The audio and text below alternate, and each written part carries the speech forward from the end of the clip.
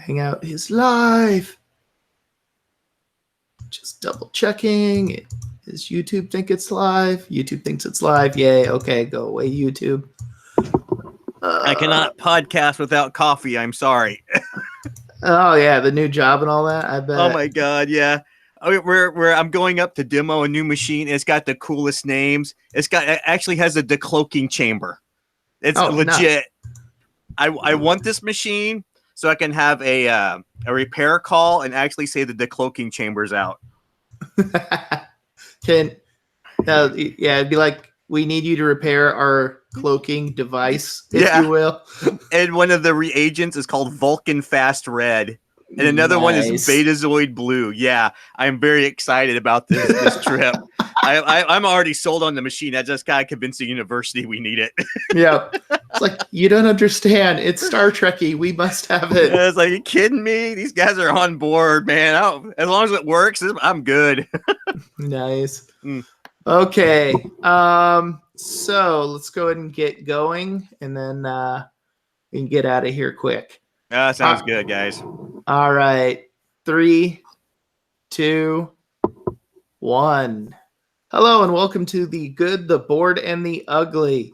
I am your host tonight, Andrew Dennison. Joe Sallin is still on vacation out on the East Coast in New York. We presume still alive, and will hopefully be coming back here in the next couple weeks. Anyway, I am joined tonight by TC, who is finally back and has maybe a small spare time to spare for podcasting with his new job. Yes, as you noticed, I have a new haircut. I cut it all off. As you can tell, I've turned a corner in my life. They expect you to look professional there. I know, isn't that's a shame, but that's okay. It's the sacrifices we make for money and family and for a cool job. So it all works out. But yeah, it's good to be back. I haven't played a whole lot of games, but I'm willing to talk about just about anything. And I can confirm Joe is still alive. Yeah, he is posted on my Facebook feed. Okay, so yes, he is among the living. Yeah. So yeah, he hasn't turned any weird back alleys in New York City and been mugged yet. That's good. Not that I'm aware of. Also joined by Trent, who is here. Maybe a little still tired and out of it. He's having some busy weeks as well. Yes, as all of us. Yes, indeed. Yeah, and all ready for Gen Con, right? No. Sure. I'm ready. Is that August? That's coming up, isn't it? It's like 2 weeks from today I'll be at Gen Con. Remember, Dune. That should give you all the energy you need to get there and get through it. Look, I'm doing this for Dune. Dude, that's it, man. If I had the extra money and time, that would be my sole reason. Dune. I'm heading right there. Doors open. That's it. Mine. Thank you, Gale Force 9. My life is complete. I hope so. Yeah. All right. Before we get started, I'd just like to once again pay tribute to and point fingers at our cardboard cohorts, the Bridge City Board Gamers. Go check them out as they discuss board game content. Usually reviewing some games and do a pretty good job of it. They're a much nicer podcast than we are, being Canadians and all. So also go check out Punchboard Media, where you can find whatever you're looking for. It's basically anything over there. It has things and stuff. Yeah, things and stuff. Things and stuff. But yeah, if there's board game content that you want to see, they probably have something to fit the bill over there. So that will take us to our reviews. So TC, do you have anything to review, or are you just gonna call good? No. Actually, got to play something. Okay. My daughter actually picked up. It was her own purchase. She got the 42nd anniversary edition of Cosmic Encounter. So there's really not much to talk about. It's basically the same game. There are some pretty cool differences, though. The ships are like translucent colors, so it's like translucent red, translucent blue. It actually has a plastic insert to put all your goodies in. It's got a really nice learn to play book that's like a comic book, which Kate really enjoyed looking through. And it's got these cards you can hand out, and it tells you what races to play for what kind of play style you want. It's like, that's nice. So like at top it says what like crazy bidding war or something, and it recommends the for the races for a 3-player game, 4 or 5-player game. So little differences, pretty nice. But that what really got me interested though is like, so I said, oh look, a Fantasy Flight game. I haven't got one of these in a while, and I looked and I think, do they publish board games anymore? Because they had like one Star Wars board game this year. And besides Arkham Horror, the card game, Legend of the Five Rings, Keyforge, and they Destiny. are strongly hinting at something big with Android. Okay, the cool. Android universe, but they haven't announced anything. But they've been hinting at it like crazy on their Twitter feed. So they've got something cooked up that involves the Android Netrunner IP stuff. Well, I did like the original board game that Kevin Molson did quite a bit. I still have that one, so I'll be interested to see what they do with it. So yeah, I was just looking at their website, going, oh, maybe I'll look at another board game they've done recently. I'm like, oh, they've done Star Wars, Outer Rim, and Discovery card game board game thing, and that's it. I'm like, wow. No wonder Christian Peterson left. They don't seem to be making board games anymore. Well, they got bought out by Asmodee. They can sit on their butts now, right? Yeah, no. I wonder if it's kind of the problem where, like, Asmodee doesn't want to saturate the market, create competition for themselves. I don't know. Maybe I'm going on a paranoid thing. But you mean the market's not saturated? Yeah, well, that's true. maybe they oversaturate with their own products and compete with themselves. I don't know. Only 2,000 at Essen coming out this year or something? Oh God, really? Something I've heard that. Oh my God! Well, that's still waiting for stuff from Essen last year to hit over here, like Valparaiso and stuff. Oh God, that one just came out. Did it? Yep, God, I saw it at the store this weekend. God, I've been living under a board game rock. I apologize, gentlemen. You've been doing the thing called real life. Oh God, I'm so embarrassed right now. Nice. Thank you, Trent, for showing my place. No problem. All righty. So anything else to finish up with Cosmic Encounter there, TC? Nope. Nice new edition. I think this is going to be the standard edition going forward. It looks like all my upgrades will work for it. And yeah, just little differences. And it's still Cosmic, and hey, it seems to be a pretty nice, I wouldn't call it a definitive edition, but it's a pretty nice. I do like the thought of those suggested race cards kind of things, though, just because both with combinations of races and people, there's been games of Cosmic I played that are hilarious, and others that I'm like, so when's this over again? Yeah, it does try to bring balance to a famously unbalanced game. Now the most awful one I ever got into, though, was like, it was like 4 people, 3 who were not me, who didn't really want to negotiate or talk. And then Joe, I think, was in that game and was like the guy who's like the dictator or something, who can tell who's attacking who. And like the game was just horrid. It was like, oh, I say you'll do this. And then nobody else would negotiate anything. So, oh, God. I did almost have a chance to play PAX Premier 2nd Edition. Oh, so good. Now, have you played it? Yes. Now, you guys, what are your guys' impressions of it? Because I know I'm being kind of out of the loop, and my game group fell apart last night that was going to play it, but I was like, hey, I'll ask you guys, It's vastly more streamlined and easier to play than any of the PAX games, for sure. Like literally, they give you a play rate, but I saw a play rate. I have it printed out and downloaded, and literally all of the rules for the game front and back. Nice. The rules are really straightforward, but there is still a lot of like tactical, like knife fight in a phone booth kind of situations with it. I think my final thoughts when I reviewed it were, I still have the first edition with the expansion. I will not be getting rid of it. Just because I think if you want to play like a beast of a PAX Pamir, that game still holds its own. But I think the new edition is really awesome and absolutely going to be one of the best entry points for PAX games for most people. I don't know. I could see an argument whether Porphyriana or that would be the better one, but I really like it. I intend to keep both, and I will like handily play the new edition easily. Also, absolutely one of the most beautiful board game presentations I have ever seen in my freaking life. Yeah, they awesome. Eagle Griffin Games wishes they were that good. That's a whirly gig, isn't it? No, like literally you pull the lid off and you flip it over and the inside of the top of the lid is like a painting.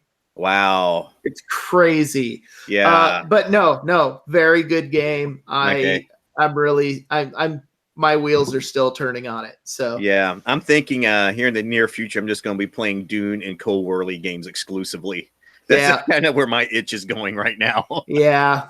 I could, like Root, Pax Pamir, second edition. Yeah, I'd be good for a while. My wife was talking about playing John Company again. I'm like, yes, please. Oh, God. So I still haven't done a full scenario. Oh, that is like one of the most beautiful things in the world. Oh, it's great, but you gotta survive that first half.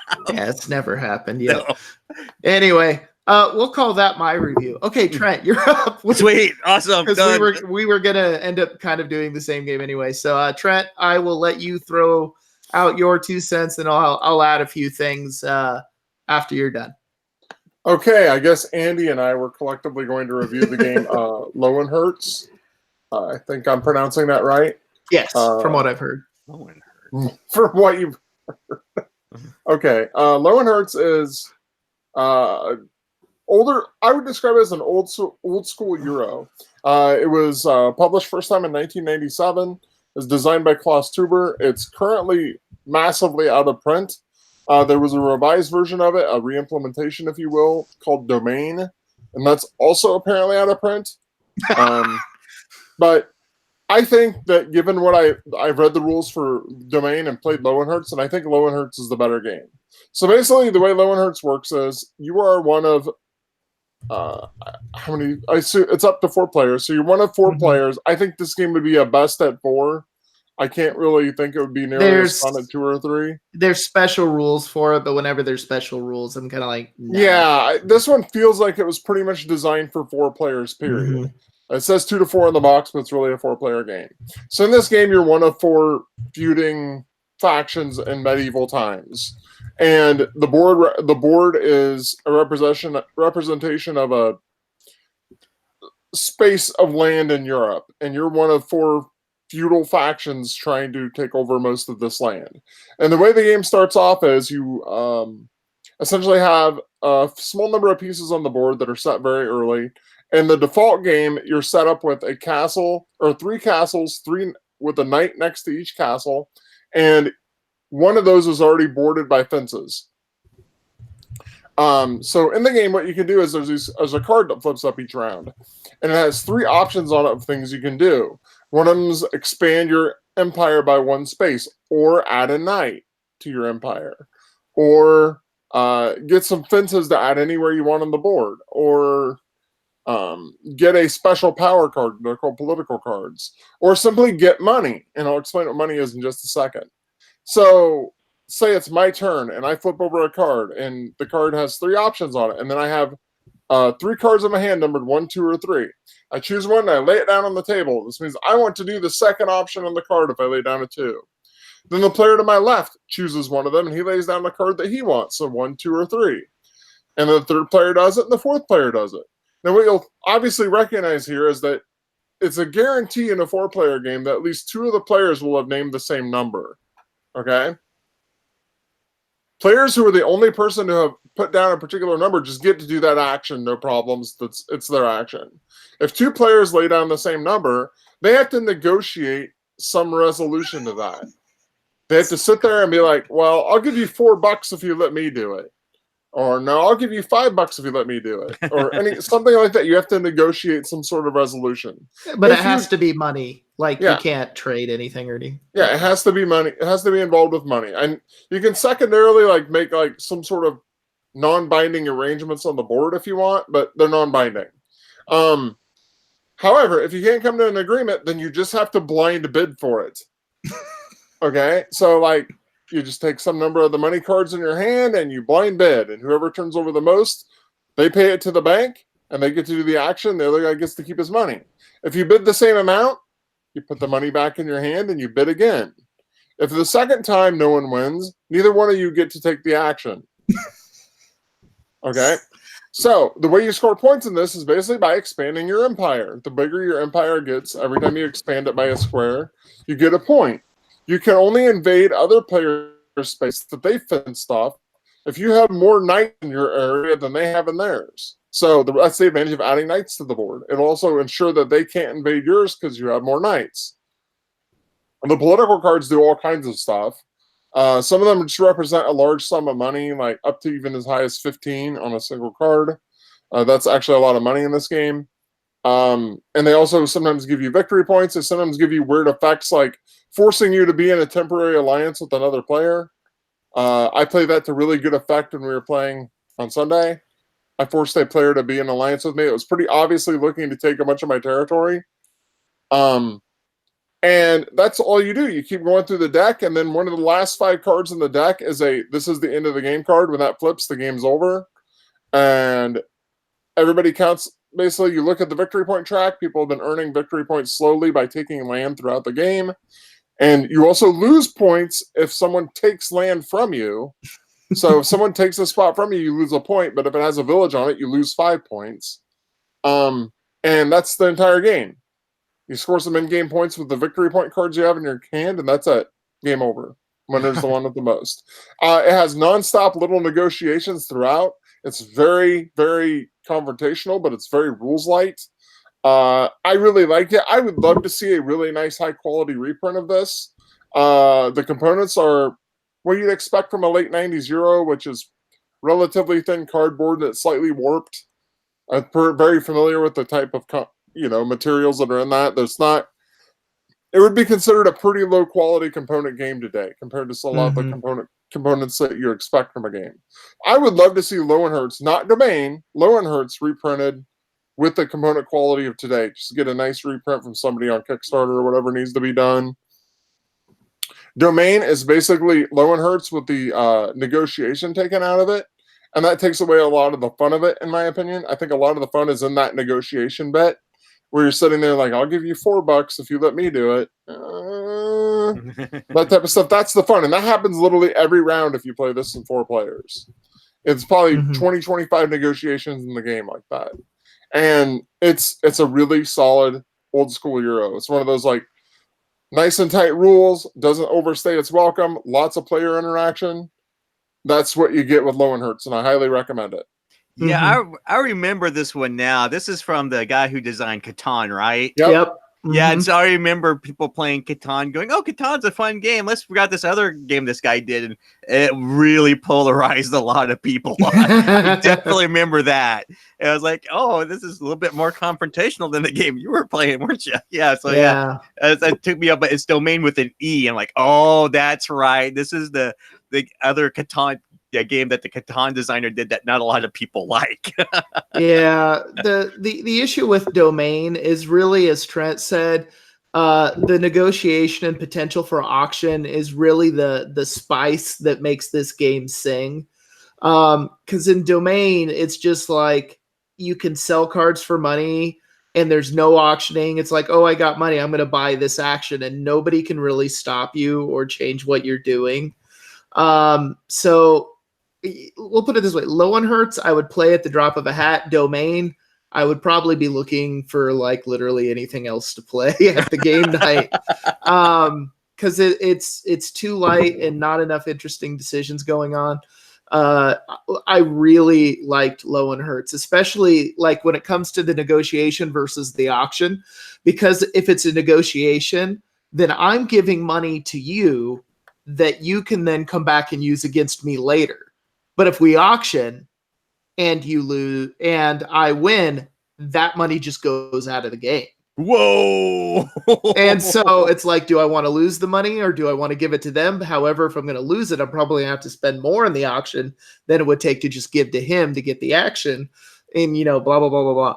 And then, in the basic game that we played, you start off with regions already on the board. Once you know what you're doing, you're playing the advanced game where there's nothing on the board. And so what you do then is you have to actually set up your castles, and there's rules for where you can place them. So it becomes this like asymmetrical, oh God, where am I going to put these game already? everything files randomized too. And then you take a whole nother set of cards and put them on top of the draw deck and add in a few more rounds. And the way you expand your region is you've got walls that you extend and build. But in the advanced game, you start with no walls. Like everything is open. What are you going to do?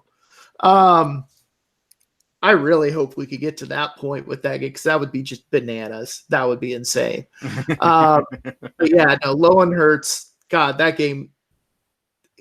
I've kind of been diving into old school Euros lately and checking them out, and this game is a perfect example of why. It's got all the rules tightness. It's got a really light, easy to understand rule set, but it's got just enough teeth to be real interesting. So now you make me want to play Chua.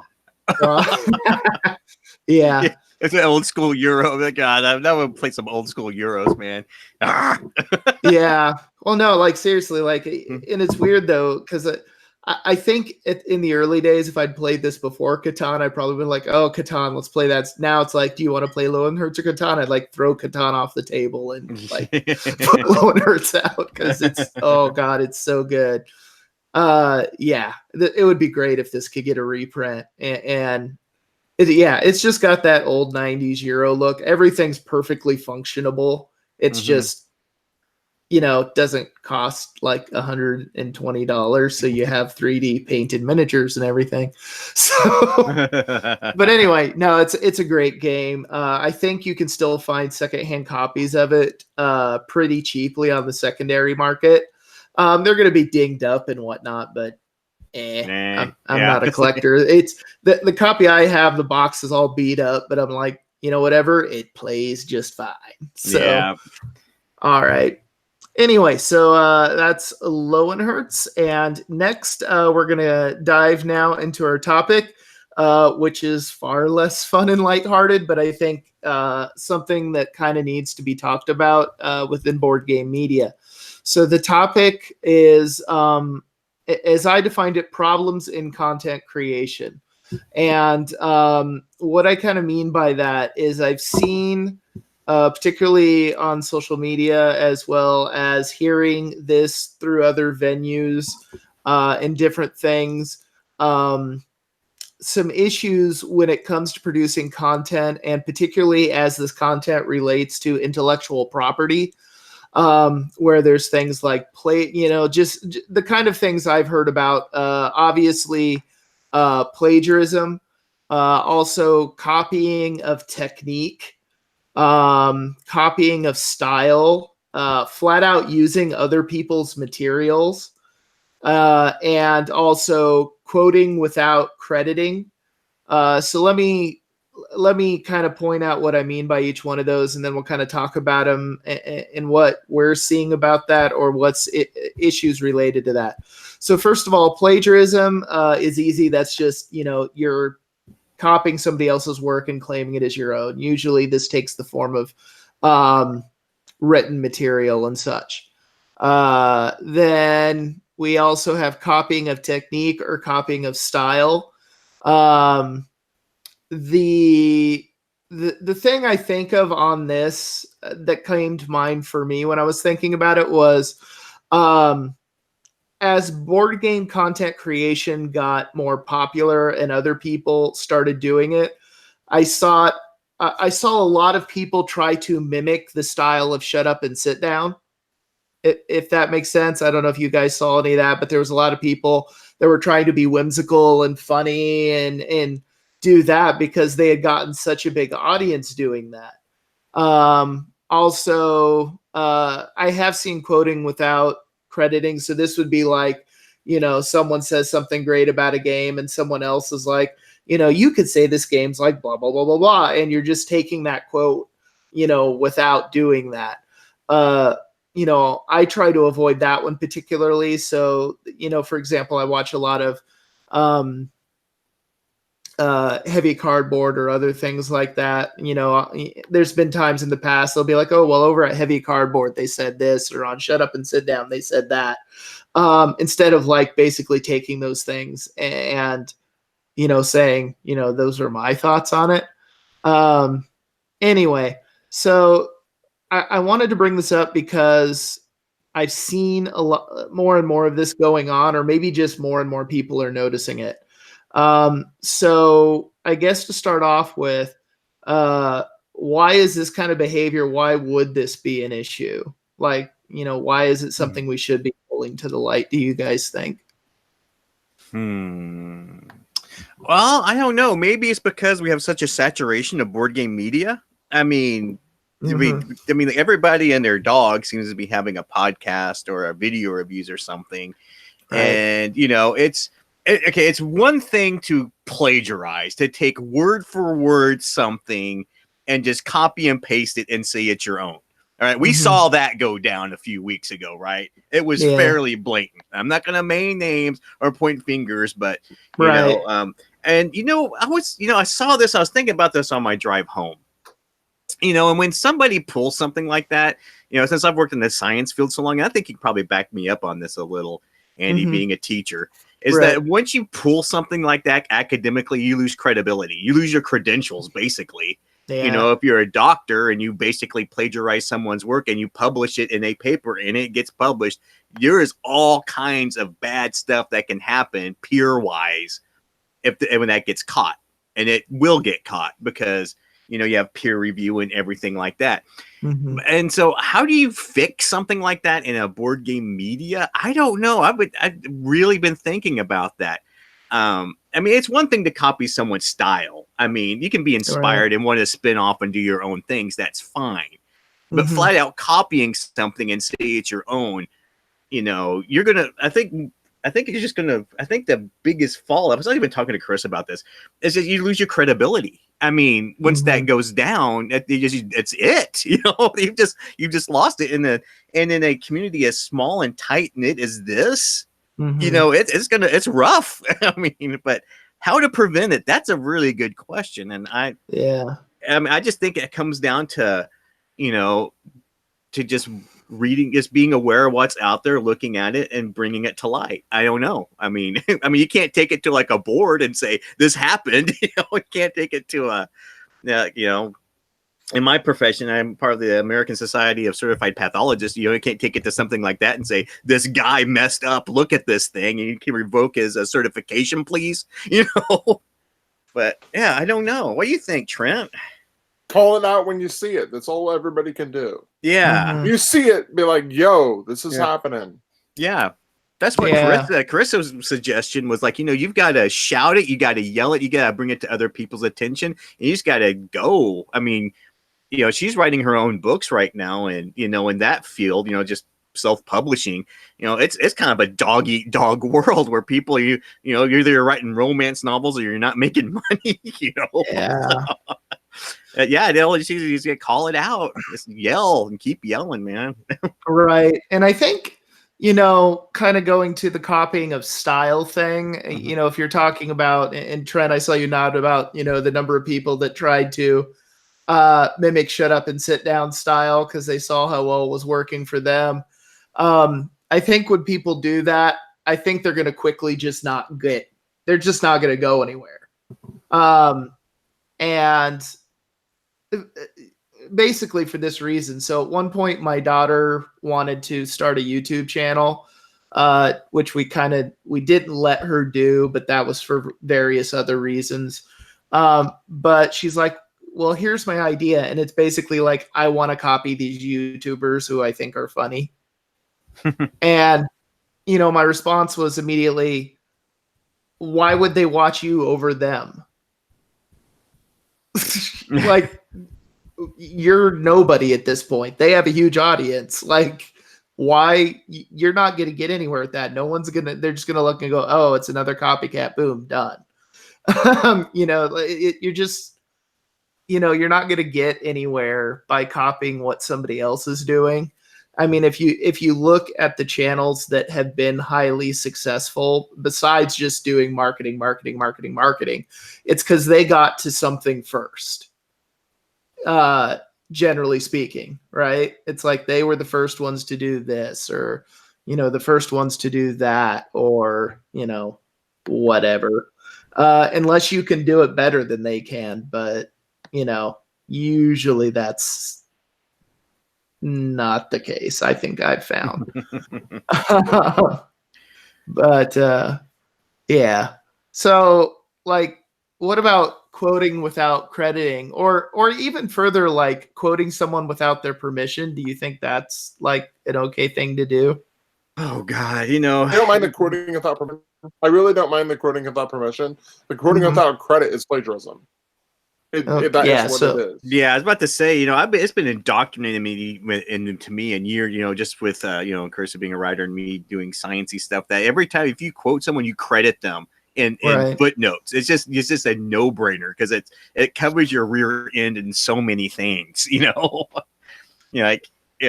just I don't know. It's just something that I've written professional papers and it's just something you do. Mhm. That not doing it seems kind of like why would you bother with Yeah.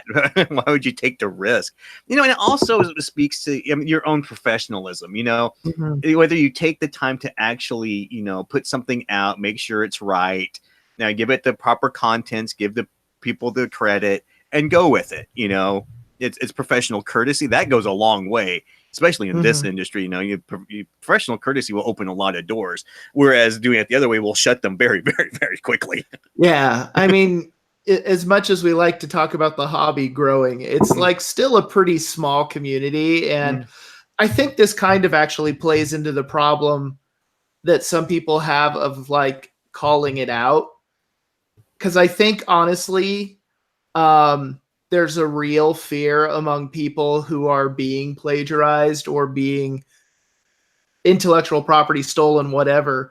They feel scared to call it out because they think that they're going to get like blackballed, or like people aren't going to want to work with them or something like that. So since it is such a small industry, I think they're scared of shutting any doors at all. Yeah. And so they don't feel safe to call it out. And so like it keeps being there. Um, you know, I don't know. For me, I've got to like tie it into the world of teaching because that's where I see it, right? Because I don't know, it was a rarity a year I didn't bust a kid for plagiarism. Like usually one a year, at least.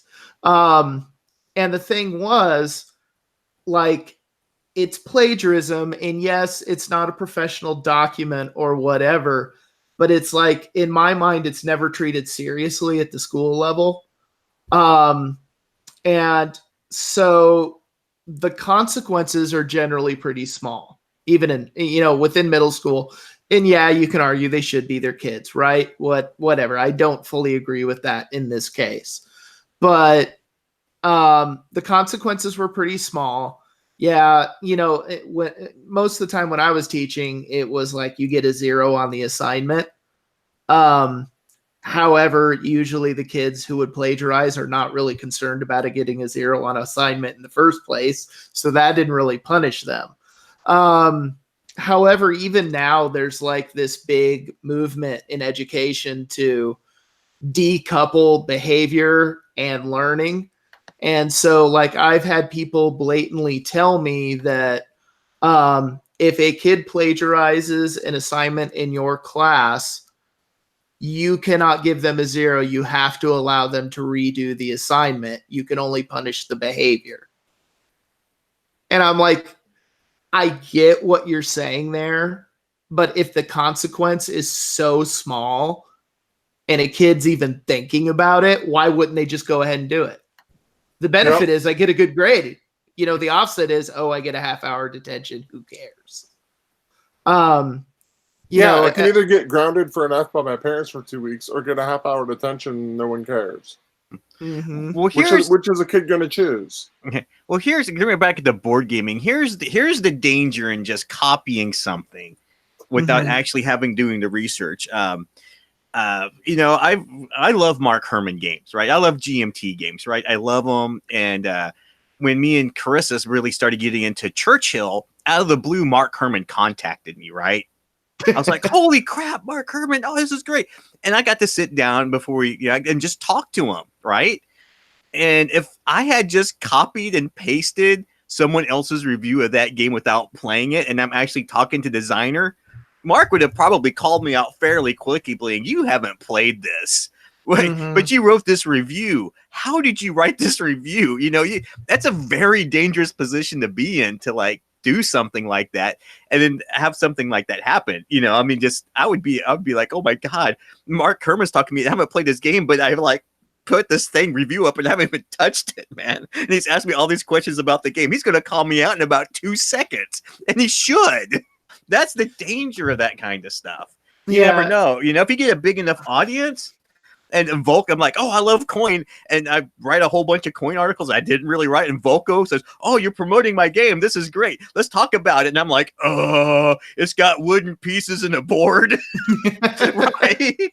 He's gonna smell that out a mile, because those designers at Game are brilliant people who have highly respected professional careers, and they do this high level thinking board games as a side project for nothing.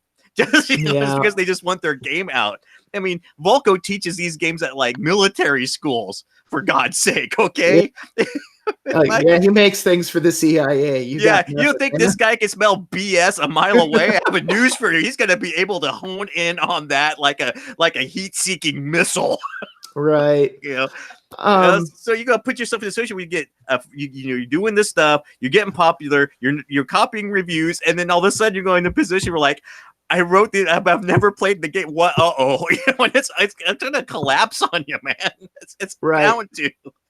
Yeah, and the other thing is like, I mean, and if you're doing this from the intentions of being a professional within the industry, like if you were caught even once doing this, like that's career over. Yeah, that's it. Done.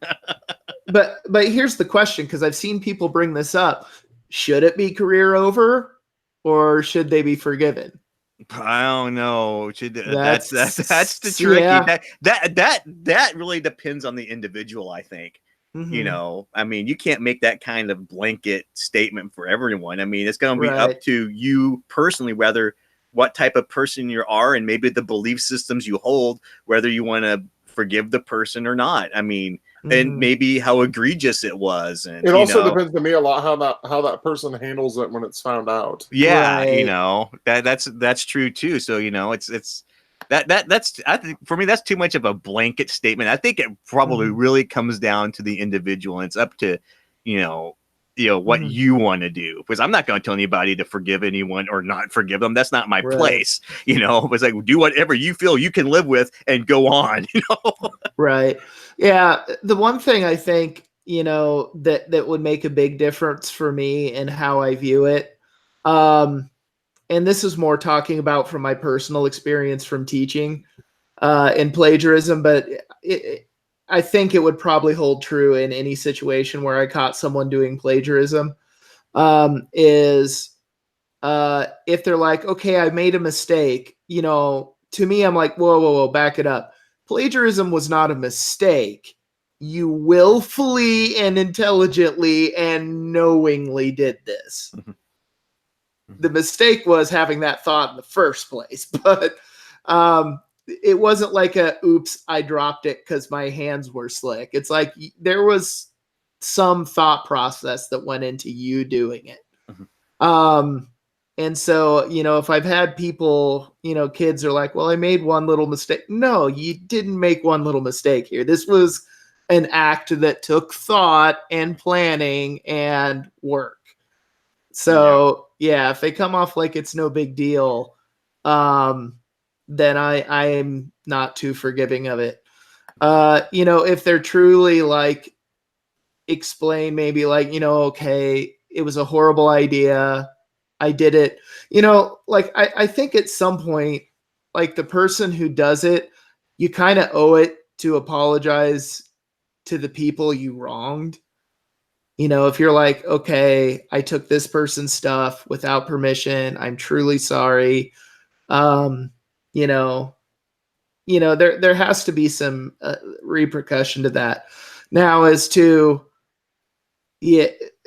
whether you can be trusted or not, I guess, I don't know. There's all I can say is what did somebody tell me once was a good way to think about this. it takes a whole lot of oh yeahs to cover up and oh crap. Once you lose trust for somebody, it's really hard to get that back, because there's always that little voice in the back of your head going, yeah, but if time gets tough, or are they going to still do it again? Or it's hard. And I don't know.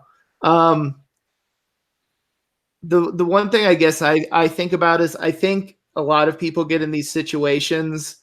They're like, they get desperate. Either they, they know their parents are going to ground them if they don't get an A, or, in this case, in board games, they're like desperate to be part of that, convention clique, like all the people that hang out in conventions. They really want to break into the industry and have all the fun and all that. And maybe they don't have the skills or the creativity to do it on their own. So they try these things, they get caught, and it's just going to have worse ramifications for them down the road. All I can say is, if you are to the point where you don't think you can do it, maybe you should think about doing something else. Seriously. Because the damage you can do to your reputation is just too high, right? Well, yeah, I've seen a lot of professors really screw up this way, where they have to publish or perish, so they're putting out so much content that they eventually, one professor in particular who they plagiarized another one, and it caused a lot of professional strife. All of his funding dried up, and he was pretty much done professionally. I mean, he apologized for it, and and did everything right, but at that point, it was just no one would. The fund. I mean, it was the funding just dried up, and no one wanted to give. Yeah, it was just done.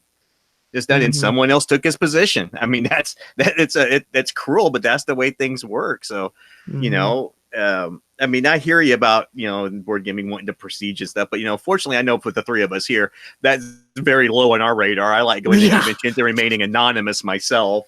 And I watch these people on stage going, God, whoa, I don't want that stuff. No, but I mean, that's part of it for us. It's like, some people have even asked me, they're like, if you could be a professional, no. Yeah, there's no way. I like my hobby being my hobby. Yeah. But if my hobby ever became my career, I'd probably hate my hobby. I've heard of this happening.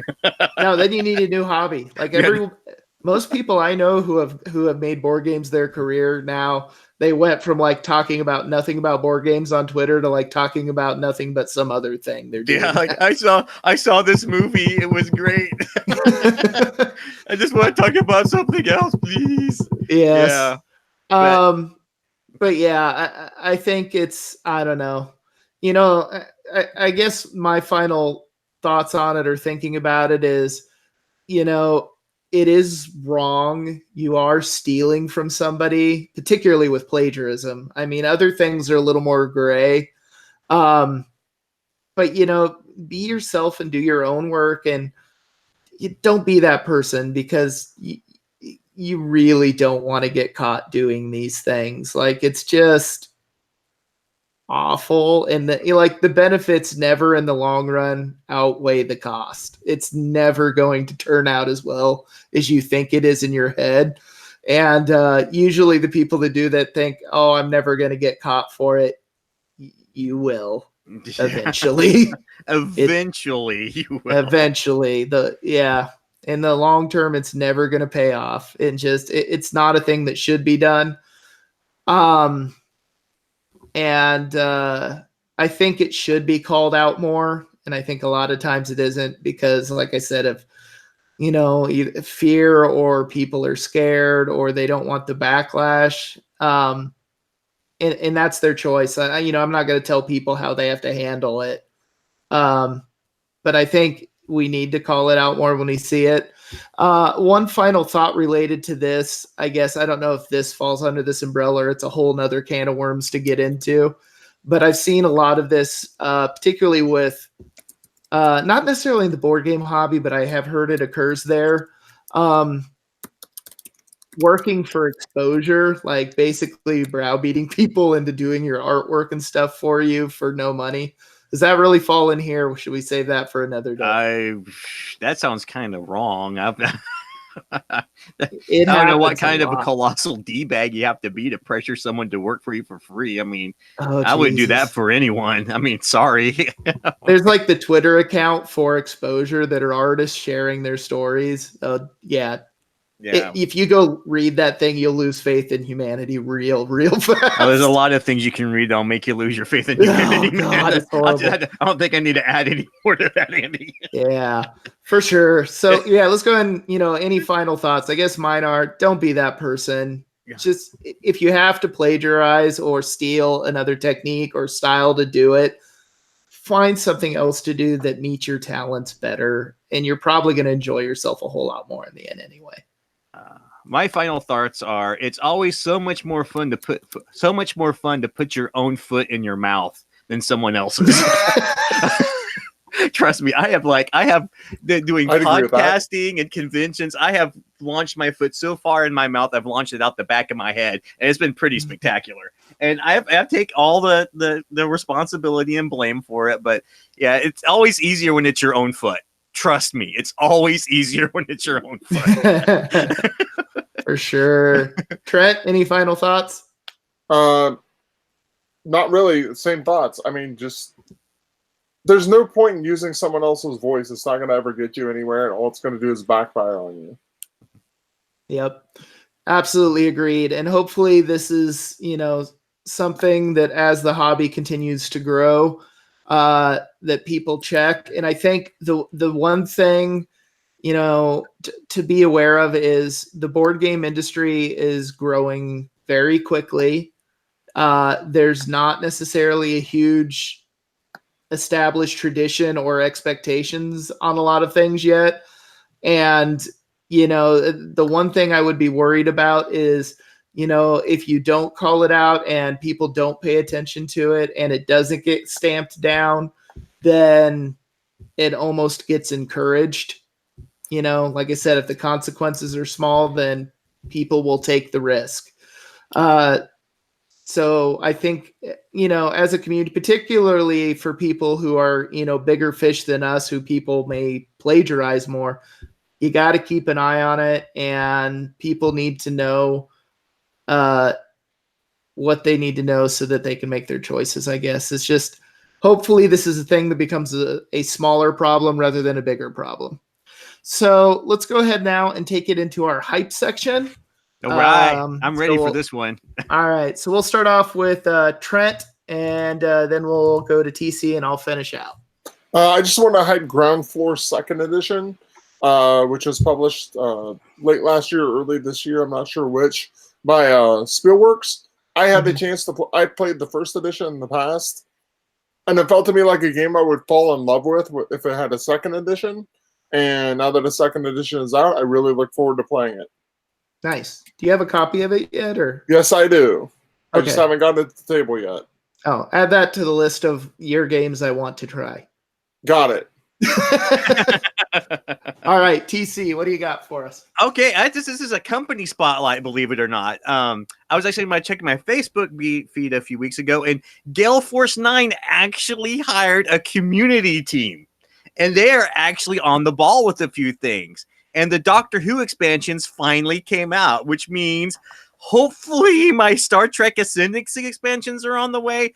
But I just wanted to give a shout out to Gale Force 9 because they really seem to be getting their stuff together. They used to be horrible with release dates and communication, but now they've got you can sign up for their announcements on the email. They've got a community team actually communicating. They actually did an unboxing of their new Doctor Who expansions, which was nice to see. So and then that gives me a lot of hope with Dune that should be around the corner. They're saying that they're going to be posting playthrough videos and gameplay content. They even got a teaser on their website. The website's been updated for the first time in Lord knows how long. So I'm very, very optimistic about Gale Force 9. I'm hoping that they're actually going to turn a corner here and actually get stuff out. And hopefully Dune will be like the start of all of it. So I'm very pleasantly surprised with this company at this point in time right now. I want to walk to the Gen Con booth and see Dune and then the Vulcans and Andorans expansion for Star Trek Ascendancy. Yeah, I'd be very happy if I see those there. Yeah, and if the Andorians have the Jeffrey Combs from Enterprise on the cover, I'm all is forgiven. But yeah, I'm just like, yeah, I'm optimistic. Trent, you'll have to let me know if my faith is well placed, or it's like faith in humanity and it's all wrong, or just let me know. I just want to know. I really feel like they're gonna have Dune there, or else they wouldn't have had all these like ticketed events for Dune. Yeah, and they've also like I think at Origins they had some gameplay. You know, they were demoing it, and I got to see. I saw some pictures.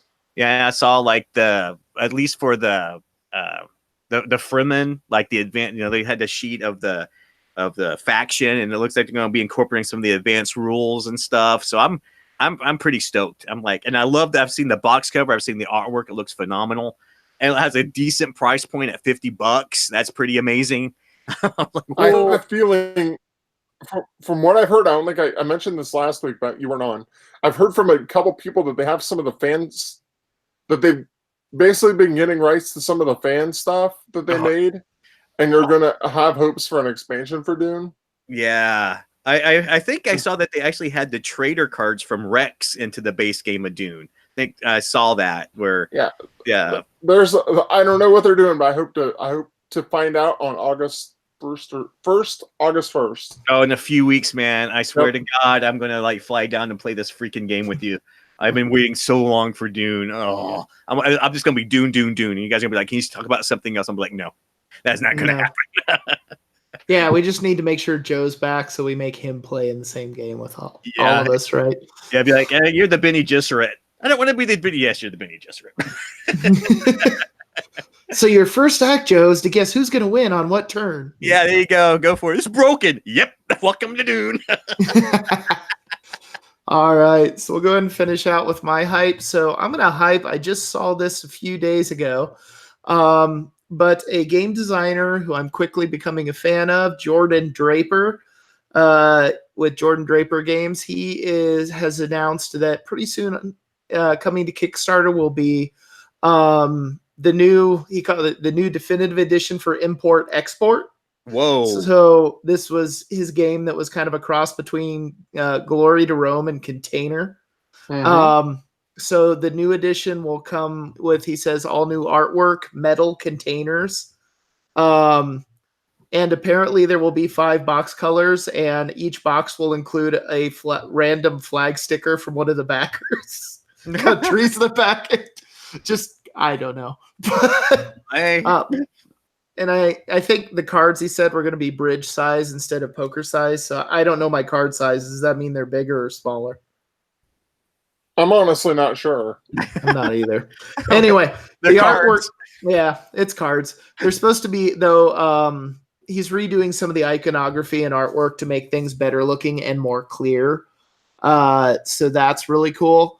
But I kind of missed this the first time around because I really didn't know who he was, and I was like all into nothing but 18xx and train games at the time, quite frankly. But having played Tokyo Metro now, I kind of like, wait, no, these are kind of cool, and they come in these cool little small boxes that I like, that aren't 80% airspace.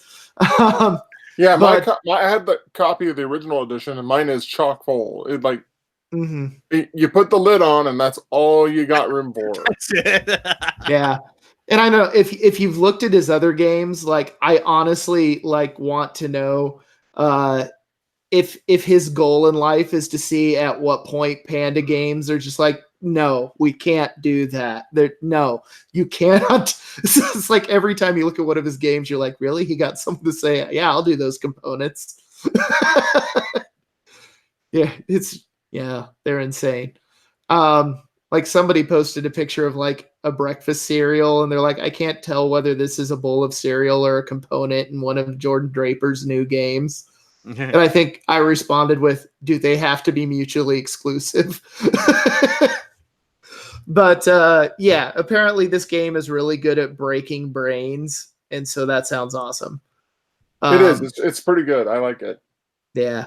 So this is one I really want to back and get into my collection and play more. I really love Container. I didn't so much love Glory to Rome, but I kind of liked Matai and Isa, and we'll see.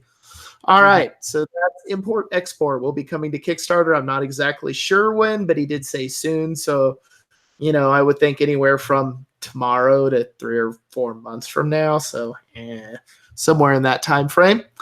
So, kind of finishing out here. Thank you for joining us tonight in the chat and listening to us later. This has been The Good, the Bored, and the Ugly. If you want to talk to us, you can come check us out on our BGG Guild 2173. You can catch us on Twitter. Joe usually responds at Good Bored Ugly, Trent at Gaming Trap, myself at Dennison Science. You can check out our Facebook page, although I don't know if I do too much there. So yeah, probably Facebook page. Wow. Okay. Yeah, Joe put it up at one point. Basically, Twitter and Guild is what you want to do. Go to the Guild. You want to get hold of us? Just go to the Guild, man. Right. Anyway, thank you for listening tonight, and thanks for joining me here, TC. It's good to see you're still alive and you're settling down. Yeah, things are settling down. Give me a few more weeks, but I'm slowly getting my groove in. It's been a crazy few weeks, but it's all good. Absolutely, I'm happy for it. I know you were really wanting this job, so that's awesome. And thanks for joining me as well, Trent. And I will send us off so you guys can get sleep and/or packing as needed. Okay. All right. Night, everybody. Night.